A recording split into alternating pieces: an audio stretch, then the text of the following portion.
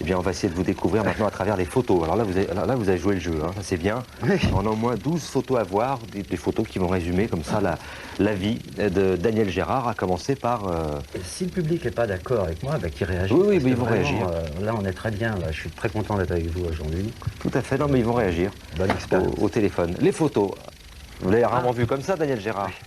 Déjà avec un appareil photo. Alors ça, c'est ma petite sœur qui se trouve à droite sur votre écran et qui est aussi un peu artiste puisqu'elle est peintre Ouais. et qu'en plus elle s'intéresse énormément à la brocante, à l'antiquité.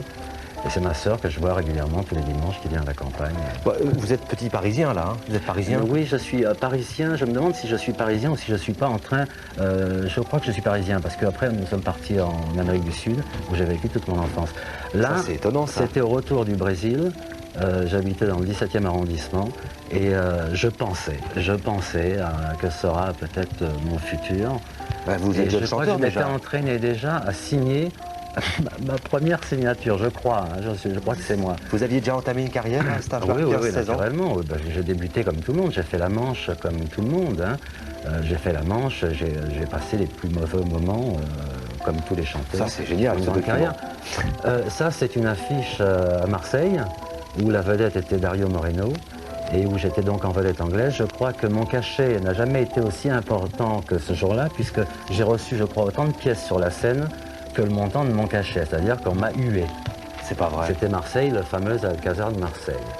Et là, On vous a hué. Ah oui, oui, naturellement, mais c'est normal. C'est la vie, ça. Je veux dire, quand on critique les gens d'une façon aussi virulente que j'ai été critiqué, ou que Hallyday a été critiqué, ou que Vanessa Paradis a été critiquée, en principe, ça annonce de très grandes carrières. Bon. Un bon entendeur, salut. Et là, c'est dans un studio. Oui, non, ça c'est ma passion, parce que je suis un passionné de télévision. J'ai chez moi, je reçois 35 chaînes de télévision. Je suis le plus grand zappeur du monde, je crois. Mais je crois que je connais beaucoup de choses en télévision. J'adore la télévision. Et j'avais monté un premier studio de télévision avec des petites caméras.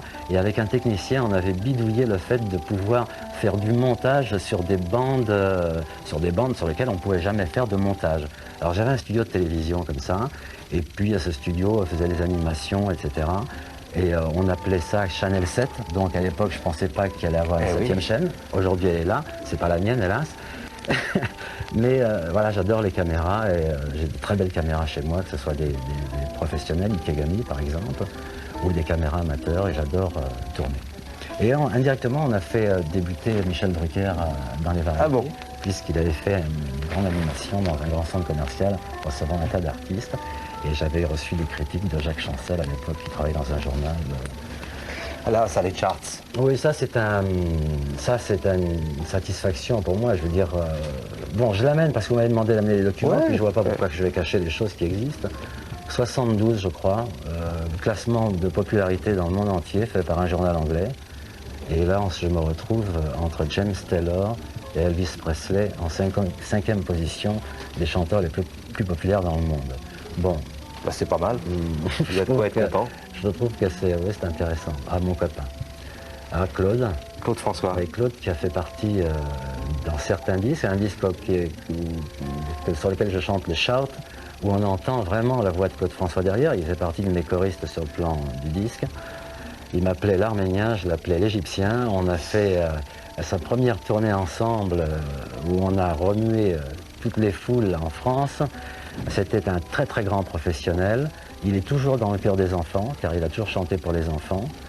Et j'ai un très grand regret qu'il ne soit pas là aujourd'hui. Je pense que s'il était là aujourd'hui, il serait probablement numéro 1 et probablement à la tête d'une station de radio populaire et pour les enfants.